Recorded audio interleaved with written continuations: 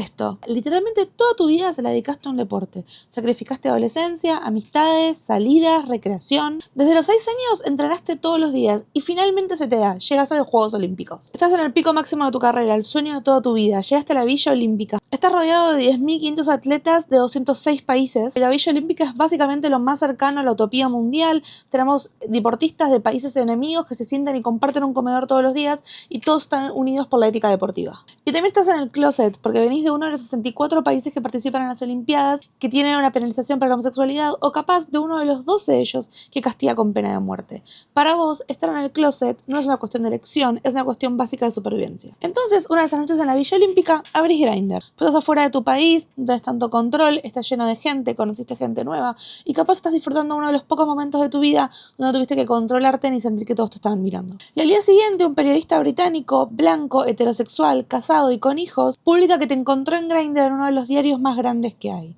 Porque para él, este chiste y esta anécdota graciosa, porque la nota se escribe en tono gracioso, es simplemente una anécdota más de la cobertura olímpica. Nunca te nombra directamente, nada más pone tu peso, tu edad, tu altura, el país del cual venís y la disciplina. Los periodistas con más o menos un conocimiento de Google te encuentran en 5 minutos. Son 5 atletas los que ven su orientación sexual expuestos al mundo. Uno de ellos tiene 18 años y viene de uno de los países donde la homosexualidad se criminaliza con pena de muerte. Hoy vamos a hablar del escándalo que cambió para siempre la relación entre apps de citas y Juegos Olímpicos. Y esta también es la historia de cómo una aplicación para citas se convirtió, sin quererlo, en la estructura de supervivencia más importante para todos los atletas LGBT en uno de los eventos deportivos más vistos del mundo. Hablemos del armario olímpico. Arranquemos un poco por el principio, o más bien el momento en el cual todo el mundo se dio cuenta que la Villa Olímpica podía ser una trampa mortal. Es 11 de agosto de 2016 y estamos en los Juegos Olímpicos de Río de Janeiro. Usain Bolt está por correr los 200 metros. Daily Beast, un diario estadounidense con millones de lectores, publica una nota llamada "Estuve una hora en la Villa Olímpica y conseguí 3 citas de Grindr". ¿Qué hace Nicolas Hines puntualmente? Llega a la Villa Olímpica, se baja Bumble, Tinder, Grindr y Jack y usa su acreditación de periodista para poder caminar y recorrer la Villa Olímpica. Y mientras camina por la Villa Olímpica, chatea con atletas que encuentra en Grindr y usa toda su información para después escribir una crónica periodística sobre su experiencia en los Juegos Olímpicos. Para describir a las personas con las que machó en Grindr, nunca usó sus nombres, pero sí publica su edad, su disciplina, su peso, su altura y a qué país pertenecen. Según la revista Attitude, al menos uno de esos deportistas venía de un país que no tenía abiertamente ningún deportista LGBT en su plantilla y que además castigaba la homosexualidad con pena de muerte o cárcel en el país. O sea que la persona que fue expuesta a ese país no estaba en el closet porque elegía hacerlo, estaba en el closet porque era la única manera de seguir vivo. Hudson Taylor, director de The Ally, que es una de las organizaciones de fines de lucros más grandes para la defensa de deportistas LGBT, lo pone en números muy simples. Había 200 deportistas que provenían directamente de países donde ser LGBT era castigado. Pasámoslo a aritmética simple. Si tomamos la muy conservadora estadística de que el 5% de la población mundial es LGBT, quiere decir que esos 200 atletas de países donde está penalizado, 10 por lo menos eran LGBT y estaban en el closet porque no les quedaba otra. Una de las reacciones más devastadoras vino de un deportista nadador de Tonga que se llama Amini Fonua. Contexto: Tonga es un país del Pacífico Sur donde la homosexualidad se pena con hasta 10 años de cárcel. Una de estas personas tenía 18 años y él dijo: cuando yo tenía 18 años no estaba ni cerca de salir del closet. Ustedes no se dan una idea lo terrible que es lo que acaban de hacer. Y le pidió a los demás que se imaginen en un contexto en el cual el único espacio seguro que tuviste en tu vida es una Villa Olímpica lejos del control social de tus países y que venga una persona heterosexual, blanca, casada y con hijos a hacer una nota porque le pareció gracioso. Y creo que es importante que nos detengamos un poco en esto porque ustedes piensen que esas personas llegan a la Villa Olímpica, conocen un montón de gente y conocen un montón de expresiones de identidad de género y sexual que capaz nunca vieron en sus países, nunca lo pudieron ver por los medios o nunca lo pudieron ver en personas. Abren una aplicación para ver un montón de gente como ellos y ver que no están solos, pero no pueden estar tranquilos porque tienen una persona con una acreditación de prensa caminando por los pasillos de la Villa Olímpica y básicamente cazando gente.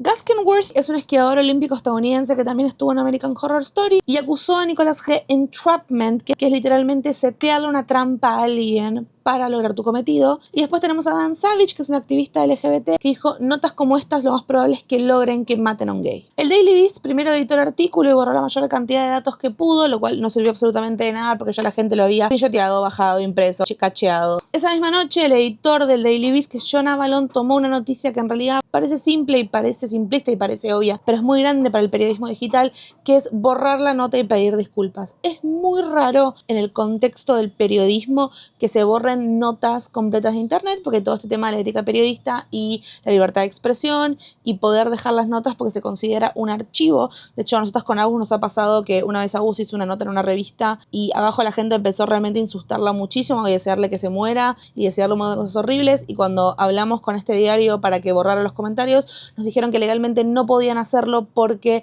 es parte de la libertad de prensa y de la línea editorial del diario permitir que la gente exprese sus opiniones en las noticias, porque esa es la base de la prensa. Volviendo al tema, ellos publicaron una nota muy como, che, nos equivocamos y pedimos 1000 disculpas, estuvo mal, ya borramos la nota. Tardísimo, pero es algo raro que pasa en el periodismo, de que se borren notas y se pida disculpas. El CEO de Grindr también dio un comunicado que le voy a leer textual: estamos conmocionados, bastante enfurecidos, se mostró una total falta de consideración por la discreción y seguridad de los atletas durante uno de los momentos más importantes de sus vidas. Grindr es un espacio seguro para el mundo gay, no una novedad para que sea explotada por periodistas. Y esto es algo importante. Para ese momento, Grindr no tiene ningún tipo de medida de seguridad en la aplicación. Cualquier persona podía pararse en la puerta de la Villa Olímpica y ver quiénes están adentro, y cualquier persona podía navegar de manera remota e insertarse en la Villa Olímpica para ver los perfiles. O sea, Grindr nos da una condena moral, pero se da cuenta que no tiene una solución técnica para el problema. Nicola Hines desapareció de la vida pública hasta marzo de 2017, cuando publicó una carta dando unas disculpas muy obvias y diciendo lo que ya todos nos habíamos dado cuenta menos él. Y dijo: debía haber comprendido que Grindr es más que una app de citas, se ha convertido en un espacio seguro para una comunidad que lo necesita,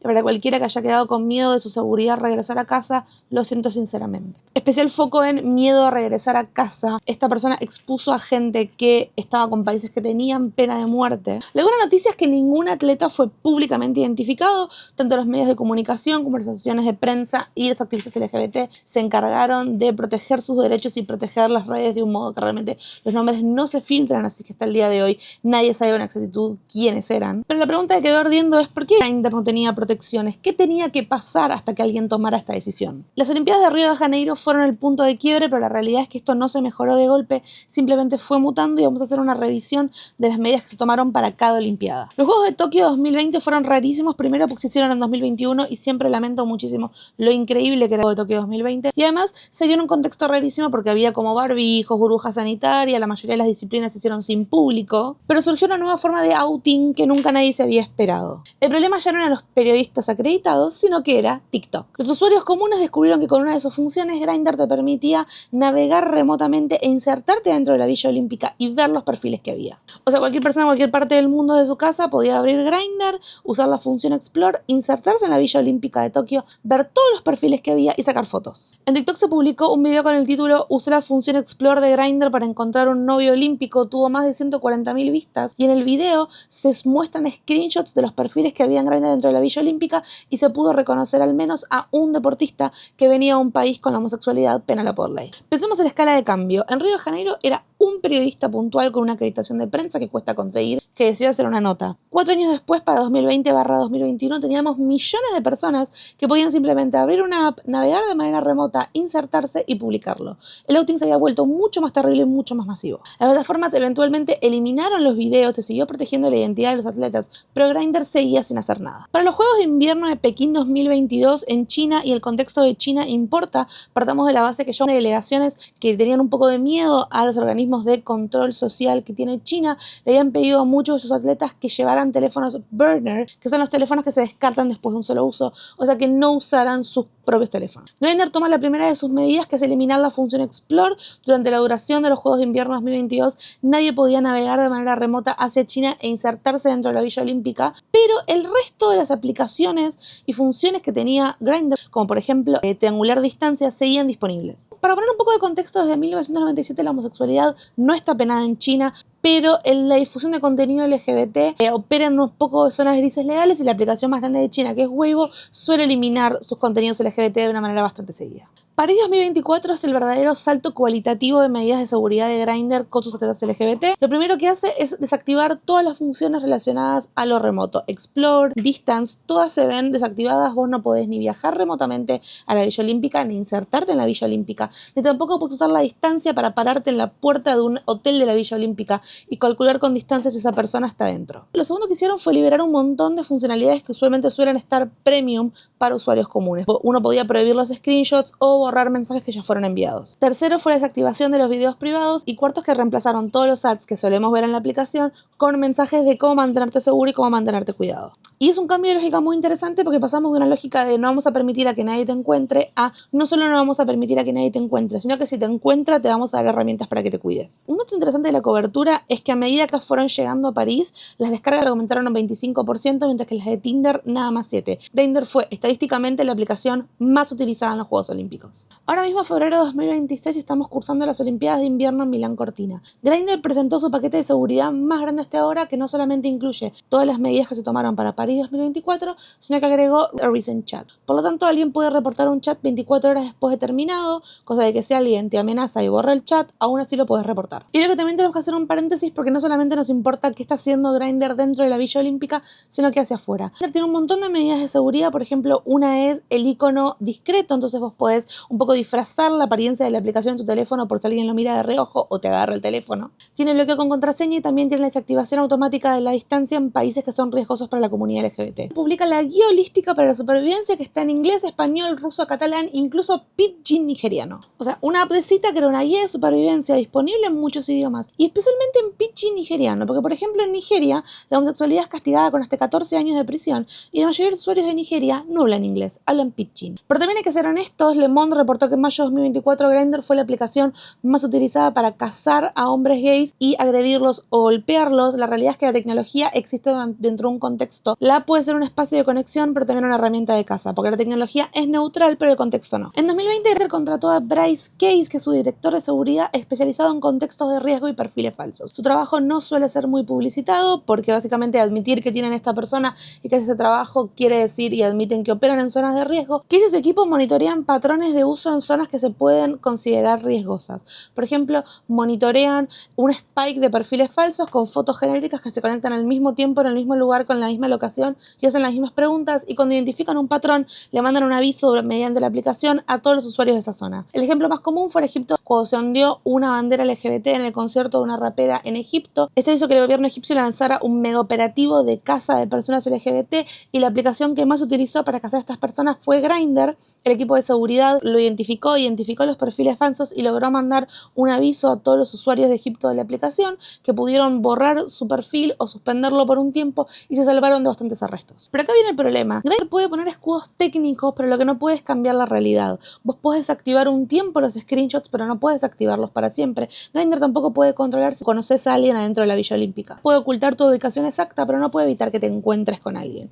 Y el problema más grande no está dentro de la Villa Olímpica, está cuando los atletas vuelven a sus países. Porque la Villa Olímpica es temporal. El atleta iraní que conoció a alguien en la Villa Olímpica y tuvo un pequeño romance tiene que volver a Irán. La atleta de Arabia Saudita que estuvo en Tokio y pudo explorar sexualidad tiene que volver a Arabia Saudita. Y el atleta de Uganda que por durante 3 semanas de su vida sintió que podía vivir de una manera abierta tiene que volver a Uganda, uno de los países con pena de muerte por homosexualidad agravada. Y acá hay algo que me parece crucial discutir. Grindr no es una ONG. Grindr es una aplicación que lo que hace es recaudar plata a través de ads y suscripciones pagas. Pero por un accidente histórico y una función de geolocalización, porque de golpe un montón de personas gays las necesitaban, terminó con una responsabilidad histórica que es cargarse al hombro la protección de atletas de 64 países en un contexto olímpico. ¿Está moralmente obligado a hacer ese trabajo? ¿Debería una aplicación de cita ser la base de infraestructura de protección para la comunidad LGBT? ¿No debería estar haciendo algo el Comité Olímpico? No tengo una respuesta fácil. Lo que yo dice es que por lo menos Grindr está haciendo algo, con sus fallas, con sus problemas, porque Grindr en 2018 tuvo una denuncia masiva por estar compartiendo el estado de VIH-Sida de personas con terceros, cosa que después corrigieron después de pedir disculpas. Por tanto, el Comité Olímpico Internacional sigue permitiendo que 64 países que criminalizan la homosexualidad participen abiertamente en un juego en el cual en su cláusula 6 prohíbe la discriminación por orientación sexual. La pregunta no es si Grindr hace lo suficiente, la pregunta es ¿por qué Grindr tiene que hacer algo? Y ahora vamos a ir con los números, porque la historia del progreso LGBT en los Juegos Olímpicos en los papeles es espectacular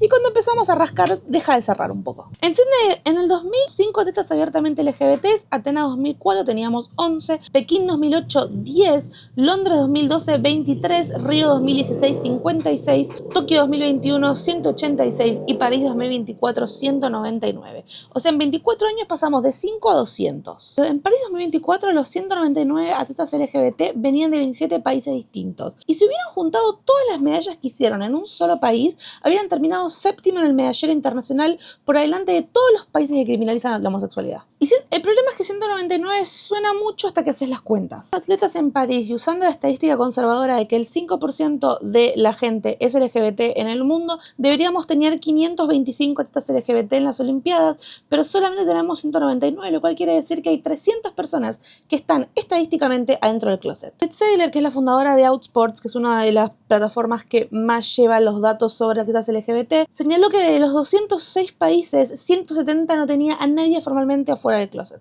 La brecha de género también es dramática, porque de los 199 deportistas afuera del closet, nada más 20 son varones, porque no hay nada más poderoso que el armario y la masculinidad hegemónica. Y los países con más atletas abiertamente LGBT son Inglaterra, Estados Unidos y Australia. ¿Se dan cuenta qué tipo de países son? Todos países progresistas que además tienen protecciones legales para las personas LGBT. Alguien capaz te podría decir que la visibilidad está atada a la seguridad legal. Tom Daley es probablemente el LGBT más visible del mundo. Él es nadador para el equipo de Inglaterra. Está casado con Dustin Black, que es el guionista que ganó el Oscar por 1000. Tiene hijos, hace contenido de YouTube sobre su familia, también es muy famoso y muy viral porque teje un montón.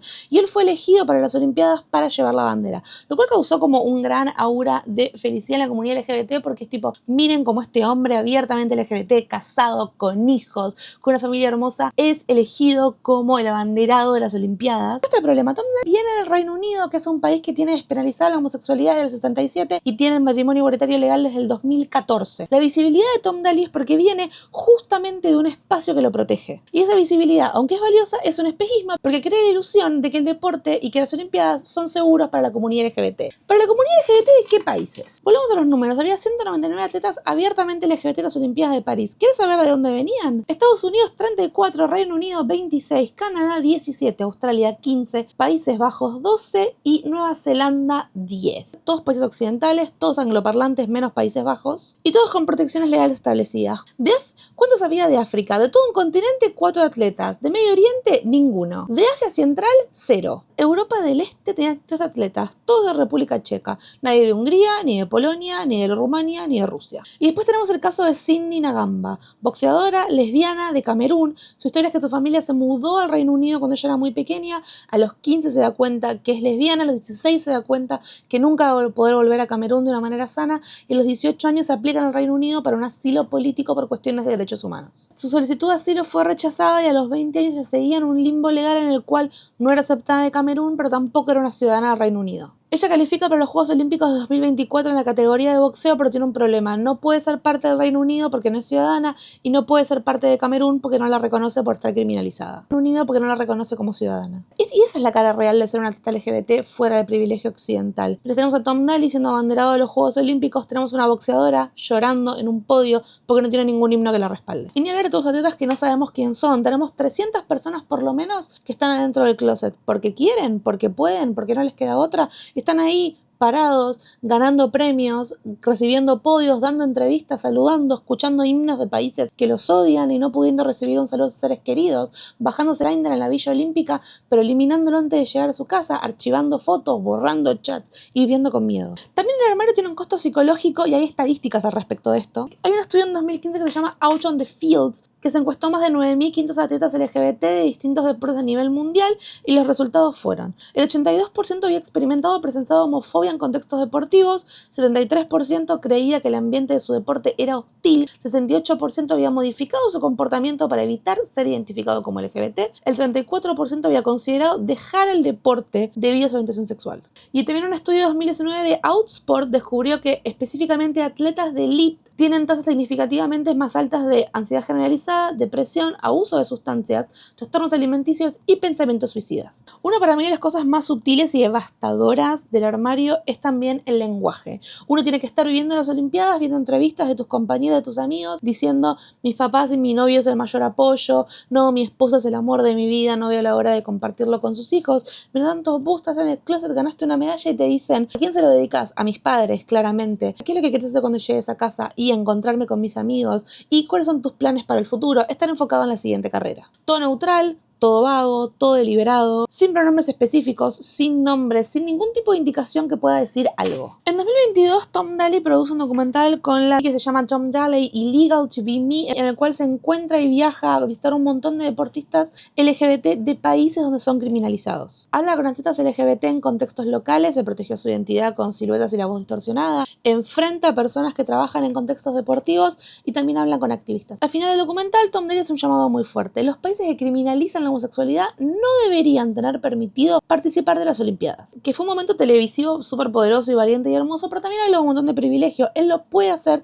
porque es ciudadano británico, porque tiene un montón de medallas y porque tiene la cantidad de respaldos legales, sociales y económicos para enfrentarse al Comité Olímpico completo. Entonces la representación visible siempre termina hecho por las personas más privilegiadas, lo cual está bueno porque alguien tiene que hacerlo y sirve y importa, pero las voces más importantes, que son de aquellos que están realmente oprimidos, siguen quedando silenciadas. Y acá llegamos a una de las preguntas más complejas para mí del debate. ¿La visibilidad de algunos en las Olimpiadas perjudica a los deportistas que vienen de otros países y que están en el closet? Para mí la respuesta es no, pero es un debate que se puede tener, porque mientras Tom Daley está súper orgulloso en el podio con su esposo y con sus hijos, hablando de lo importante que es tomar medidas para los atletas LGBT, tenemos un montón de países que están profundizando aún más sus cuidados porque ahora tienen el gay panic y tienen el miedo que ese atleta traiga e infiltre de vuelta a su país la ideología LGBT. Entonces la pregunta ética es re compleja. ¿Debería un atleta occidental bajar su visibilidad para que un atleta oriental o de otros países no se vea afectado? La respuesta es no, pero sigue poniendo en la mesa la paradoja de la visibilidad. Antes de seguir con el presente, hablemos un poquito del pasado, y no puedo hacer este video sin nombrar a Justin Fashanu.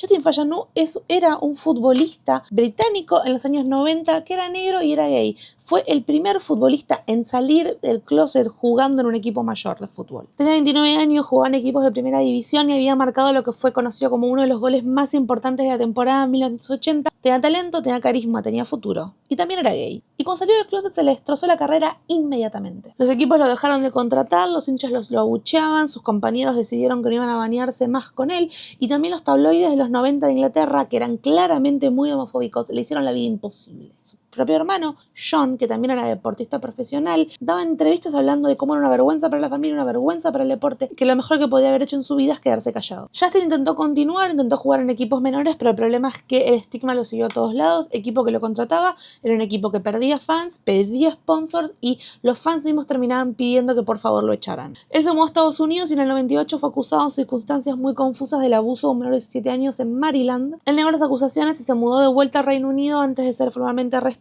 El juicio es muy complejo, hay mucha gente que dice que hay muchas pruebas que no cierran, de que hay posibles motivaciones financieras, pero él se dio cuenta que siendo gay y negro nunca realmente iba a recibir un juicio justo. A los 37 años, el 2 de mayo de 1998, Justin Fashanu se ahorcó en el garage de su casa. Dejó una nota que decía que se había dado cuenta que ya había sido juzgado y sentenciado y que nada que pudiera hacer iba a arreglarlo, y que prefería terminar su historia ahora antes de que los medios y la gente siguieran arruinándosela como hacían hace más de 10 años. Después de su muerte, el mundo del fútbol no dijo absolutamente nada, no hubo minutos de silencio en el estadio, tampoco se retiró su casaca, su hermano tampoco fue al funeral. La Asociación de Fútbol de Inglaterra no dijo nada y tardó 17 años en formalmente sacar un comunicado y pedir disculpas por cómo lo habían tratado. Entre 1998 y 2022, ¿saben cuántos futbolistas salieron del closet para ser abiertamente LGBT? Uno nada más, Josh Cavallo, jugador australiano en 2021. Un jugador de 23 años en todo el mundo. Premier League, Bundesliga, MLS, Ligue 1 de Francia. Es estadísticamente imposible que haya nada más uno. El fútbol masculino sigue siendo en 2026 uno de los deportes más homofóbicos del mundo. Se ven los cánticos de estadio, se ven los jugadores, se ven los fans y se ven los vestuarios. Y me parece que hay un montón de jugadores LGBT dentro del fútbol, pero me parece que todos conocen la historia de Justin Fashanu y conocen su fantasma que sigue atravesando canchas, estadios y vidas de futbolistas. Se dieron cuenta que el armario era mucho más rentable que lo que le pasó a él. Y acá hay algo fascinante, que es el contraste con el deporte femenino. El fútbol femenino está lleno de jugadoras abiertamente LGBT. Tenemos a Megan Rapinoe, Sam Kerr, Vivienne Miedl-Hardder, Magdalena Eriksson, que de hecho son pareja y son las dos jugadoras de elite, Liagne Martens, y la lista sigue. ¿Por qué? Porque la feminidad en el fútbol ya está estigmatizada. Y si vas a jugar al fútbol siendo mujer, ya sabes que te van a decir machona, lesbiana, marimacho, así que si ya me van a bardear, ¿por qué no vivir la bardeada de un modo más auténtico? El problema es que en el fútbol la masculinidad tóxica tiene un papel más fuerte. En el 2020 la familia Fashanu establece la Justin Fashanu Foundation para combatir la homofobia en el deporte. Y las instituciones deportivas tampoco hacen mucho, porque hoy en día tienen todos como unos posteos súper divertidos de Pride, y se ponen la bandita acá, y se hacen tipo, se dan los cordones con cordoncitos de colores de arcoíris, y todo es muy lindo. Pero en 2021, cuando Josh Cavallo salió del closet, lo amenazaron de muerte. Y no sé si vieron las noticias, pero hace unas semanas un árbitro de fútbol le pidió casamiento al novio, y estábamos todos re contentos y nos pareció una re linda noticia. Y yo vi un montón de noticias en internet súper divertidos, tipo, imagínate criar un hijo todos los días para que te salga árbitro de fútbol, y me dio mucha risa. La semana pasada lo recagaron a trompadas. Tipo, le doxearon la casa, filtraron su dirección, le dejaron amenazas, él lo denunció a la policía y dijo que lo estaban siguiendo. La policía le dijo que no era para tanto, que estaba flasheando un poco, que no había ningún riesgo real para su salud. Tiene un ojo negro. Está muy golpeado y está retirado temporalmente del deporte porque no puede arbitrar. Si Justin Fashanu hubiera salido del armario en 2020, en 1990, ¿seguiría vivo? Probablemente sí, estaría en Reino Unido, que tiene un montón de regulaciones mucho más amigables con la comunidad LGBT, estaría bastante más protegido legalmente. Si Justin Fashanu hubiera salido del armario hoy en Irán, ¿estaría vivo? Probablemente no, porque el progreso no es lineal y no es global. Es geográficamente desigual, estructuralmente frágil y constantemente amenazado. La historia de Justin nos recuerda que la visibilidad sin protección institucional es peligrosa, que el coraje individual no es suficiente si las estructuras son violentas, y que necesitamos un cambio sistémico, no atletas valientes que se inmolen por el resto. Y también nos recuerda que el silencio mata. El silencio de instituciones deportivas, el silencio de los fans, el silencio de los vestuarios y el silencio de los compañeros. Volvemos a París 2024. Quiero traer el caso de Barbara Bush. La ceremonia de apertura de los Juegos Olímpicos de París 2024 se volvió una controversia a nivel mundial y en ningún momento fue deportivo. El director Tomás Joly presentó una escena hermosa. La imagen evocó automáticamente la última escena de Leonardo da Vinci. El director insistió que la referencia era otra, que en realidad eran los bacanales de Dionisio y la pintura El festín de los dioses de un pintor holandés, pero el hecho estaba hecho, lo salió a condenar Emilio Drogan de Turquía, Trump, el Vaticano y hasta el presidente de la nación argentina. Y Barbara Bush fue la que pagó el precio porque recibió amenazas de muerte, amenazas de violación, amenazas de tortura y tantas que el gobierno francés tuvo que abrir una investigación formal por su seguridad. Su respuesta fue que el 25 de agosto de 2024 ella portó la antorcha paralímpica y le dijo a todo el mundo que no tenía ningún tipo de miedo de existir visiblemente. Y ahora vamos a abrir el foco porque lo que pasa en los Juegos Olímpicos no es un caso aislado. Refleja una estructura mucho más grande que atraviesa todo el deporte. Como ya mencioné, el estudio Out of the Field de 2015 entrevista a casi 10.000 atletas en todo el mundo con resultados demoledores. El 80% había presenciado o experimentado homofobia en eventos deportivos. Solamente el 1% creía que los atletas LGBT eran completamente aceptados. El 62% afirmó que la homofobia es más común en deportes que en cualquier otro ámbito de la sociedad, más que en la escuela, más que en el trabajo y más que en la familia. Y el estudio Outsport, respaldado por la Unión Europea, reveló que el 57% de los atletas masculinos admitió haber usado insultos homofóbicos en las 2 semanas previas a la encuesta. 2 semanas, ni un año, ni 2 semanas. Al día de hoy no hay un solo jugador abiertamente LGBT, ni en la NFL, que es fútbol americano, ni en la NBA, que es de básquet, ni en la MLB, que es de béisbol, ni en la NHL, que es de hockey. Las 4 grandes ligas suman aproximadamente 4.000 jugadores activos. Estadísticamente, al menos 200 deberían ser LGBT. 0 está fuera del armario. 0. Los que salieron del armario lo hicieron cuando se retiraron o fueron empujados al margen. Vamos a la lista. Karl Nassib, defensive end de la NFL, salió al armario en 2021. Fue el primero en hacerlo, pero ya no está más en la liga. Jason Collins, NBA 2013, jugó una temporada más y se retiró porque el mensaje siempre es el mismo. Podés ser gay, pero no vas a ser gay exitoso en un deporte al mismo tiempo. Y el armario también tiene un precio económico porque salir del closet no solamente es social, sino que te cuesta mucha plata. Billie Jean King, la tenista más importante de la historia, gana 39 Grand Slams. En 1989, auteada por su exnovia. Resultado, pierde todos sus contratos de patrocinio.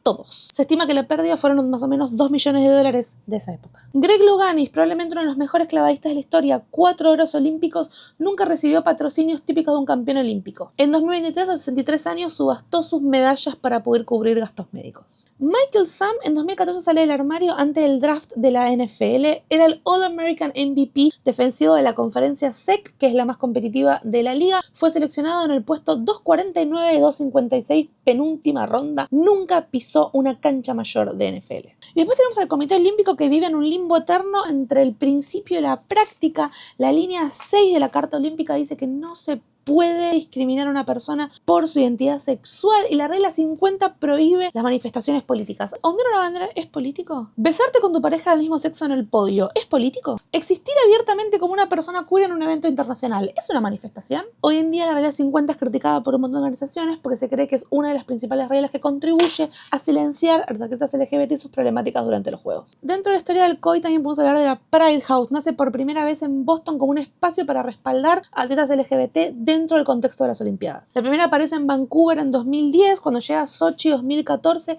Obviamente el gobierno ruso prohíbe la instalación de la Pride House bajo su ley de propaganda LGBT. En París 2024, Pride House recibe el respaldo oficial del Comité Olímpico. Lo sitúan en un barco en el medio del Sena. Hermoso progreso, 14 años tardó el progreso. Y no voy a cerrar esta sección sin hablar de América Latina, porque la realidad acá también es un poco compleja. Yolimar Rojas de Venezuela es récord mundial y olímpico en triple salto, compite abiertamente como lesbiana, es probablemente la atleta latinoamericana LGBT más visible del mundo y es venezolana, que tiene un peso simbólico porque está en un país con un gobierno que no es como el faro de los derechos humanos. Después tenemos a Jorge Luis Martínez de México, celebra su bronce en los Juegos Panamericanos con la bandera mexicana y la bandera LGBT, lo cual es hermoso, pero el grito homofóbico de las canchas de fútbol en México le costó a la FIFA 15 multas que la Organización del Fútbol Mexicana sigue pagando y la considera parte de sus gastos operativos. En Argentina, Daniel Pasarela, campeón mundial con la selección de fútbol, declaró en 1995 que no había un solo jugador gay en la selección. Al día de hoy sigue sin haber. Y yo creo que mientras estuvimos hablando de todos estos temas, estuvieron pensando en una cosa y vamos a taclear al elefante de la habitación. Vamos a hablar de Heated Rivalry. Contexto, si no están viendo a los niños dorados de los hockey en internet, de lo cual estoy hablando y tengo un video al respecto. Rachel Reed escribe esta novela en 2019, se llama Heated Rivalry, que cubre la enemistad en el contexto hielo-canadiense, Neil Hollander de Canadá y Ilya Rosanov de Rusia. Ellos son rivales en la vida pública en el hockey, pero terminan juntos teniendo una relación sexual, amorosa, afectiva y hermosa que están en el closet durante aproximadamente más de 11 años. Ellos llevan 11 años de encuentros clandestinos, nombres falsos en los teléfonos, se sacan fotos juntos y las borran, capaz se ven 1 o 2 veces por año y performan la hostilidad pública y después se dan como cajón que no cierra en privado. Y su historia recorre un poco también todo esto de la prohibición y el closet del deporte. Si vieron la serie no se ve tanto, pero si leen los libros, especialmente el segundo libro que se llama The Long Game, hay mucho sobre la charla de vestuario y el maricón y todo lo que se suele decir en los vestuarios y como ellos los afectan. Muchas veces ellos piensan en cortar su relación porque es obvio que nunca vamos a poder ser tipo los jugadores más famosos de la primera división de hockey sobre hielo y ser pareja porque nadie nunca nos va a respetar. Pero la escena que lo cual yo puntualmente quiero ir, porque me podría citarles un montón de escenas del libro, pero quiero ir puntualmente a los Juegos Olímpicos de Invierno 2014. Viajan a las Olimpiadas de Invierno de Sochi 2014. La selección de Rusia queda estrepitosamente eliminada después de un partido horrible y Jane lo ve a Ilya mirando el programa de patín sobre hielo artístico. Y sube y lo busca y se escapa un poco de sus amigos con los que están mirando el partido y lo encuentra a él en una grada arriba de todo y un poco lo quiere consolar y decirle tipo número 1, hace 6 meses no me responde los mensajes. Segundo, ¿cómo estás? Y Ilya le dice not here, Hollander. Are you okay? Please, go. Y un poco lo estaba carpiendo, de hecho yo un poco le dice como no, bueno, no iba a hacer nada, quiero saber cómo estás. Y él le dice tipo, no me hables, no te quiero hablar, sos un estúpido, andate y desaparece. You didn't answer my text. No, I did not answer your boring text. Now will you go? Ilya está muy triste por lo que pasó, porque él también tiene toda una responsabilidad para con su país y también es una novela que a mí lo que me gusta mucho es que en ningún momento deja de lado la pretensión deportiva de sus protagonistas, porque el deporte es parte de sus drives y sus pasiones, pero él le dice, acá no. Ni se te ocurra hablarme acá, porque Ilya está más consciente que nadie de lo peligroso que es ser LGBT en Rusia y de que alguien lo está mirando. Y si no lo está mirando el gobierno, lo está mirando sus padres y de que alguien puede estar mirando la interacción, aunque estén en el 18º piso de una cancha en la butaca más arriba y que eso les puede traer problemas. También es una charla que se da en la escena previa a esta, en la cual está Shane con Scott Hunter, que tipo también es LGBT y después vamos a ver todo un capítulo aparte en el cual te enterás que Scott también está cursando ser LGBT en el contexto de las Olimpiadas de Sochi, en el cual dicen como che, que es LGBT acá, ¿no? Porque jaja, debe ser re difícil. Y Jane después un poco intenta taclear este tema con Ilia y intenta decirle como, es muy complicado Rusia, como que no es tan bueno, ¿no? Te seguís yendo a Rusia a visitar a tu familia, tu papá se murió. Y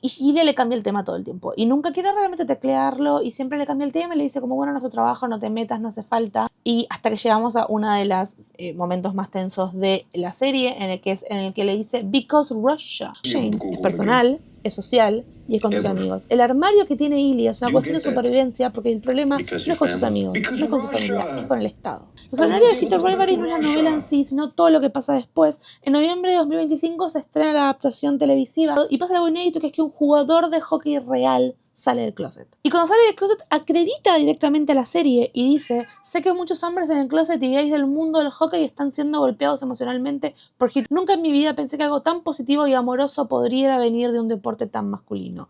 Y detengámonos en eso. Nunca pensé que en mi vida algo tan positivo y amoroso podría venir de un deporte masculino. Alguien que vivió toda su vida creyendo que está jugando un deporte que lo odia. Hudson Williams, que es el actor que interpreta a Shane en la serie, creo que fue al podcast de Evan y contó que un montón de atletas reales le mandaron mensajes agradeciéndole por el trabajo que hacía en la serie. O sea, un montón de atletas capaz no hablan con sus familias y no van a hablar con su entrenador, hablan por DM de Instagram con un actor que hizo una serie. Y acá viene la pregunta clave, ¿cómo una novela romántica de hockey sobre hielo de dos varones hizo más que un montón de años de activismo LGBT? Y la respuesta está en algo que los académicos llaman narrative transportation o transporte narrativo. Cuando vos te metés sentimentalmente en una historia, no te estás siendo educado, no te están haciendo activismo, estás simplemente siendo visibilizado y siendo conmovido por la narración. Las campañas te dicen, la homofobia está mal, deberías aceptar a las personas LGBT. Heated Rivalry te dice, te presento a Shane, que es una persona, que está perdidamente enamorado de Ilia, que es una persona, y los dos tienen problemáticas,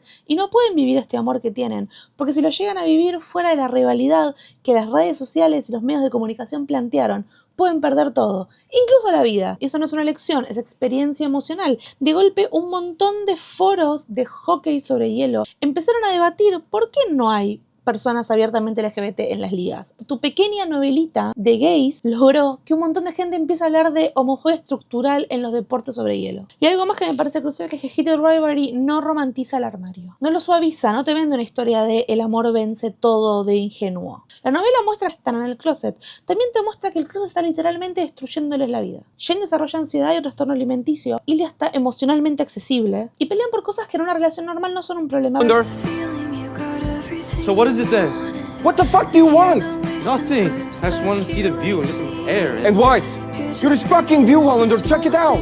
Que salen del armario, primero con sus familias y después con el mundo, que pueden empezar a respirar un poco más tranquilos. Y la novela para mí hace algo radical ahí, que es que te empieza a mostrar las consecuencias. Jane pierde patrocinios, Ilia no puede volver a Rusia, ambos reciben amenazas y la NHL tiene que empezar a poner protocolos de seguridad. Pero te muestra relación, también te muestra liberación, también te muestra la posibilidad de vivir libremente, te muestra cómo Jane del teléfono empieza a ser mi novio, y es esta honestidad brutal lo que para mí lo vuelve creíble. Porque las atletas LGBT, la vida real, se ven reflejados en esta historia, entonces de golpe una historia no es escapismo, es un espejo de la vida real. La serie de televisión se estrena en noviembre de 2015, durante 3 semanas fue trending topic todos los días en Twitter, y no fue nada más en burbujas queer. De golpe un montón de gente fuera de la burbuja queer estaba hablando de homofobia estructural en el deporte. De hecho, varias organizaciones LGBT mostraron un spike de interés y búsqueda en las redes, y muchas recibieron donaciones anónimas de dinero para sus causas. Y acá está lo loco, ya se están reportando equipos amateur universitarios que están usando la escena de Not Here para enseñar su homofobia en el deporte y sobre cómo el locker room talk o la charla de vestuario puede ir destruyendo a la gente poco a poco. Porque acá está la clave, la ficción a veces logra cosas que la vida real no logra. En la vida real, los atletas que salen del armario lo hacen solos, aislados, vulnerables. Es aterrador, es un proceso hiper solitario. Y las historias que llegan a los medios suelen ser las que terminan mal y las que hablan de sufrimiento. El Heated salen del armario y son felices y tienen amigos y tienen un equipo. Y la serie lo que hace es darle a las personas LGBT una esperanza de que todo va a ser mejor y de que se vean reflejados en una historia que termina bien. Y ahora vamos a llegar a la parte más incómoda de este video, que capaz es la que el Comité Olímpico prefiere que no nombremos, pero lo vamos a hacer. Vamos a la lista de países que compiten en las Olimpiadas y tienen penada la homosexualidad. 64 países del mundo criminalizan la homosexualidad, 12 con pena de muerte. Tenemos Irán, Arabia Saudita, Yemen, Mauritania, Somalia, Nigeria, Sudán, Libia, Brunei, Afganistán, Pakistán, Qatar y Emiratos Árabes Unidos. En París 2024 compitieron atletas de todos estos países. sin excepción. Y el Comité Olímpico Internacional tiene una postura oficial sobre esto, ¿no? Y la postura oficial es, básicamente, los Juegos Olímpicos trascienden la política y no podemos excluir países por leyes internas. Pero acá está el problema, ya lo hicieron antes. Sudáfrica fue excluida de los Juegos Olímpicos entre el 64 y el 88. La razón, el apartheid. El COI decidió que un país que institucionalizaba la discriminación racial no tenía ningún tipo de lugar ni derecho a participar en la celebración más grande de la igualdad entre personas. Y estuvieron en lo correcto, la decisión del Comité Olímpico en excluir a Sudáfrica contribuyó activamente al fin del apartheid. Entonces la pregunta es muy simple, ¿por qué la discriminación racial es incompatible con la Carta Olímpica, pero la discriminación por orientación sexual no? Que ejecutar personas por ser negras significa exclusión, pero ejecutar a personas por ser gays no. Rusia merece un caso aparte porque es como el ejemplo perfecto de la hipocresía del Comité Olímpico. En 2013 Putin promulga la ley contra la propaganda gay, en la cual ya la nombramos un montón de veces, dicen que no puede haber ningún tipo de propaganda LGBT en medios de comunicación masivos en la cual estén expuestos los niños, porque esto siempre se hace por los niños, para cuidar los niños, todo el tema de los niños, pública, y ahí empieza el rumor de los campos de concentración en Chechenia. En 2014 Rusia organiza los Juegos Olímpicos de Invierno en Sochi. No asisten a los Juegos, organizan los Juegos. La justificación que se da formalmente es que los Juegos están siempre por arriba de la política. Durante esos Juegos se reportan activistas LGBT presos y la pared tiene prohibición de instalarse, y lo más extremo que se logra es que Google ponga un doodle con el arco iris porque es lo único que se podía hacer.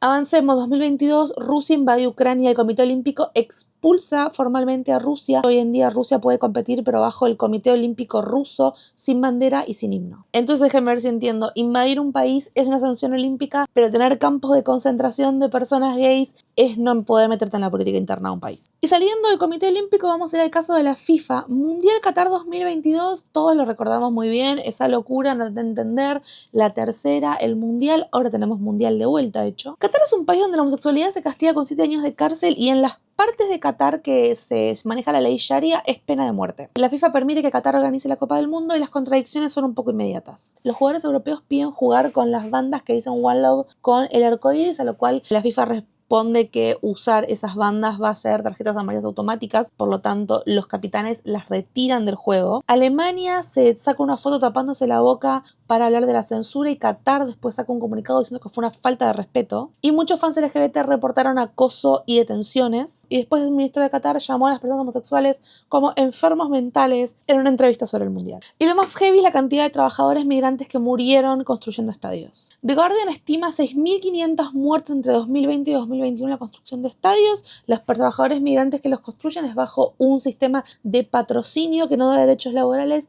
y que se considera básicamente una estructura muy moderna de esclavitud. La respuesta formal de la FIFA fue que el fútbol une al mundo y que no se pueden meter en política. Y esta es la contradicción mayor que hace que colapse todo el discurso olímpico. El principio 6 de la Carta Olímpica dice que el disfrute de los derechos y libertades reconocidos en la Carta Olímpica se asegurará sin discriminación de ningún tipo como raza, color, sexo, orientación sexual, idioma, religión, opinión política de otra índole, de origen nacional, social, propiedad, nacimiento u otra condición. Hermosa, perfecta, inspiradora, divina. Después permitís que 64 países que violan esa Carta Olímpica participen. Entonces, ¿qué significa realmente el principio 6? ¿Es compromiso o es marketing? Porque no puedo hacer las dos cosas a la misma vez. Ahora imaginemos un segundo que el Comité Olímpico hace lo que le pide y hace que estos 64 países no puedan participar. Tenemos dos escenarios posibles. El escenario número 1 es que esos países se retiren. Tenemos menos atletas, menos visibilidad, menos posibilidad de algunas personas de hacer deporte, pero ganan coherencia moral y ganan la posibilidad de decir que ellos realmente defienden la vida humana. Escenario número 2. Algunos países son capaces de cambiar sus leyes para poder competir, porque las medidas importan,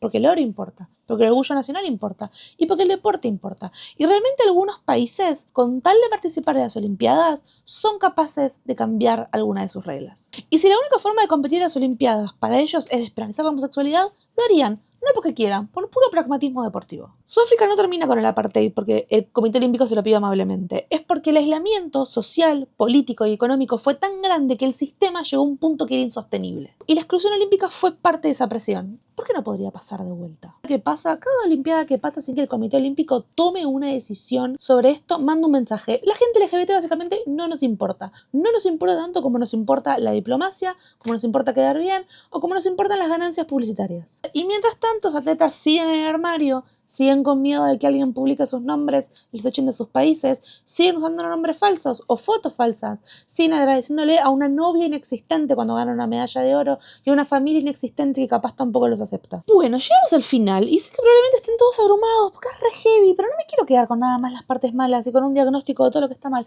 porque sería un bajón. Así que hablamos un poco de qué podemos hacer y de qué preguntas nos podemos hacer. Ahora mismo estamos cursando Milán Cortina 2026, nosotros tenemos Los Ángeles 2028. Puedes mirar las Olimpiadas y hacerte preguntas, tipo, ¿cuántos atletas LGBT hay? ¿Cuántos son de Europa? ¿Cuántos son de Asia Central? ¿Por qué todos los visibles son de tipo Australia y Estados Unidos, Inglaterra? Cuando escuches el himno de un país que ejecuta a las personas por ser gays, pregúntate, ¿debería estar sonando acá esto? ¿Tiene sentido de que esté? Y no estoy diciendo que tenga las respuestas porque yo tampoco las tenga. Yo nada más quiero pensar un poco de coherencia. ¿Y qué vamos a hacer concretamente? Número 1, habla de esto, contáselo a las personas que no saben, compartilo. La invisibilidad es el enemigo número 1 de la comunidad LGBT. Siempre lo fue y siempre lo va a ser probablemente. 2, si podés, apoyar a organizaciones que hagan algo por los atletas. Athlete Alley, Pride House, Out in the Fields, Outsport. Hay un montón. No te digo que dones plata porque nadie tiene plata en este contexto, pero tipo, seguí sus redes. Infórmate. Fíjate qué andan haciendo. Número 3, si ves lenguaje homofóbico en contextos deportivos, llama la atención. Siempre está bueno.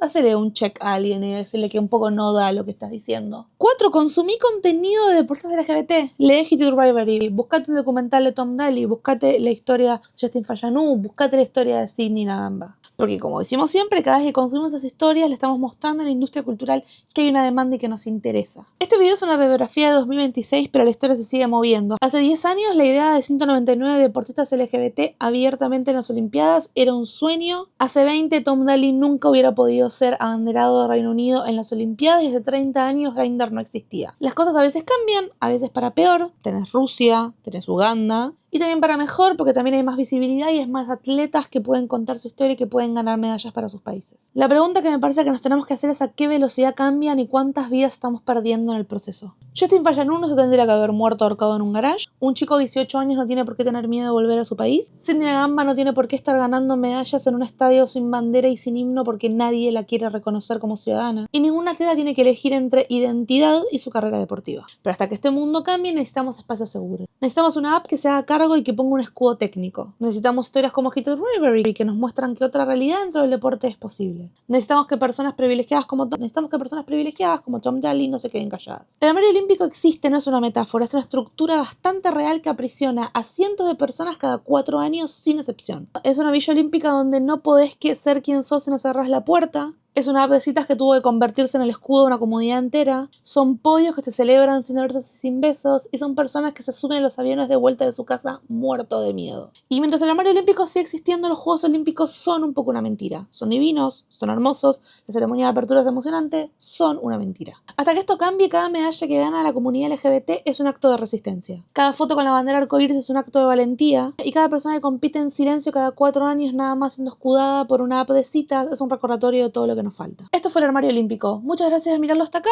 Espero que les haya gustado y que ahora cuando miren las Olimpiadas las miren con otros ojos. Nos vemos la semana que viene.